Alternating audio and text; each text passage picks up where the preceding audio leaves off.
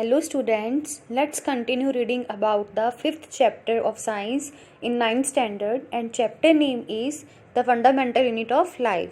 तो अब तक हमने ये पढ़ा कि हमारी जो पूरी बॉडी है, ह्यूमन बॉडीज़ या अदर ऑर्गेनिजम्स की बॉडीज़ हैं जो वो सेल्स से मिलकर बनी है, जो कि हमारी फंडामेंटल यूनिट ऑफ लाइफ है.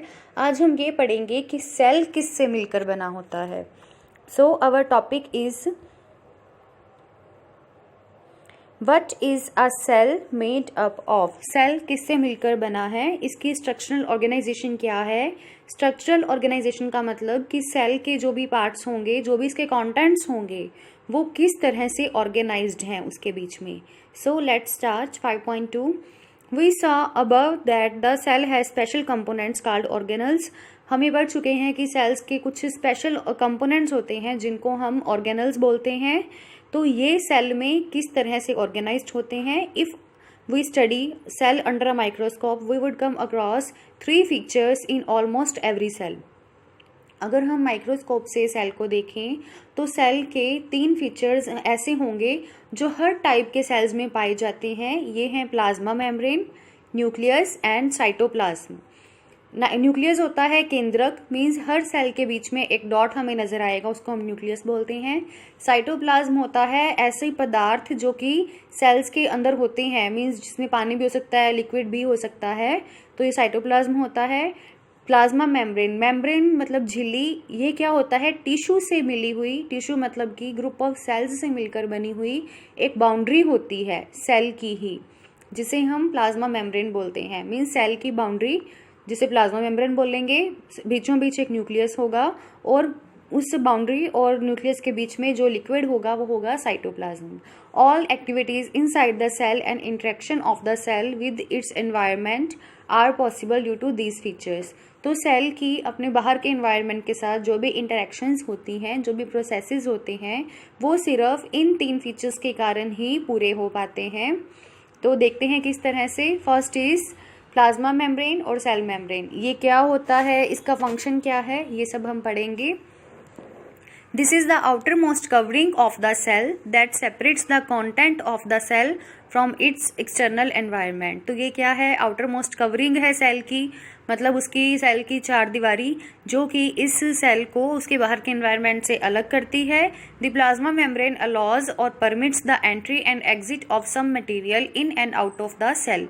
अगर बाहर के वातावरण से सेल के अंदर कोई चीज़ जाती है या अंदर का कोई मटेरियल बाहर आता है, तो ये एक तरह से उसके लिए परमिशन का काम करता है, जिसके थ्रू सारा जो मटेरियल का एक्सचेंज है वो हो पाता है.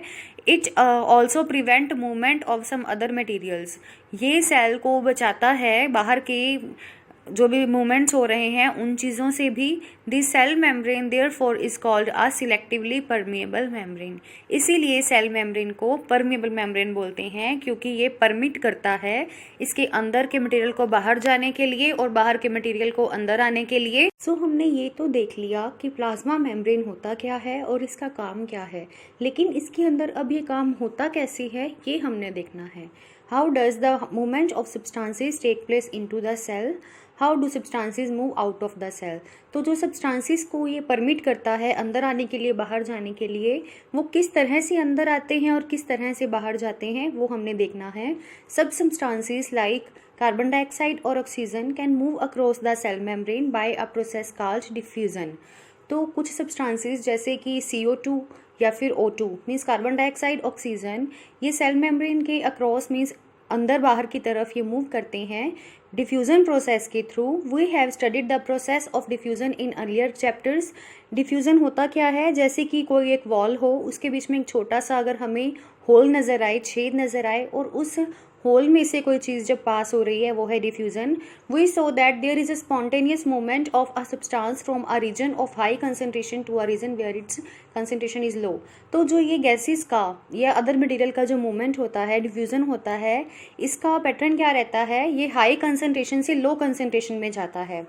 जैसे कि मान लीजिए सेल के अंदर कोई ऑक्सीजन नहीं है, सेल के बाहर एनवायरनमेंट में बहुत सारी ऑक्सीजन है और ऑक्सीजन ने अंदर जाना है, तो ऑक्सीजन जिस तरफ पहले पड़ी है वो है हाई कंसंट्रेशन वाला रीजन, और जिस तरफ उसे अंदर जाना है, जहाँ पे उसकी लैक है, मतलब कमी है, जहाँ पे डेफिशिएंसी है, तो उस अनदर रीजन में जब जाना है वो है वहाँ पे लो कंसंट्रेशन रीजन। तो इस तरह से ये सारा ट्रांसफ़र होता है गैसेस का। Something similar to this happens in cell when, for example, some substances like CO2, which is cellular waste and requires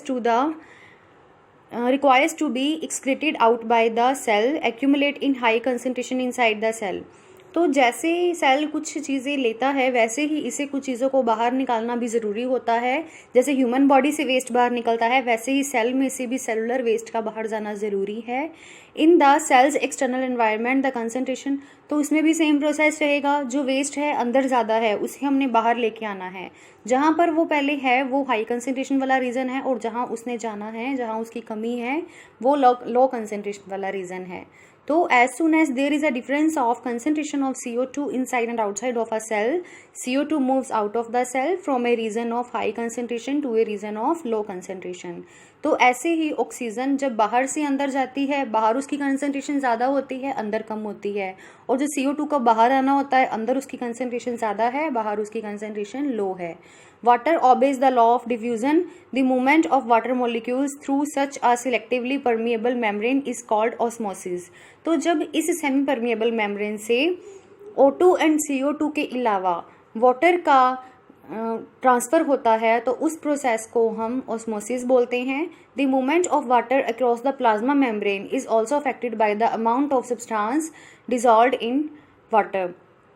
अब ये जो वाटर या अदर सब्सटेंसेस की मूवमेंट होती है ये इस चीज़ पर भी डिपेंड करती है कि कितनी अमाउंट ऑफ सब्सटेंस ने उसमें से पास होना है, मतलब कितना पानी उसमें से पास हो रहा है। ये चीज़ उनकी क्वालिटी पर भी डिपेंड करेगी। Thus osmosis is the passage of water from a region of high water concentration through a permeable membrane to a region of low water concentration till equilibrium is reached।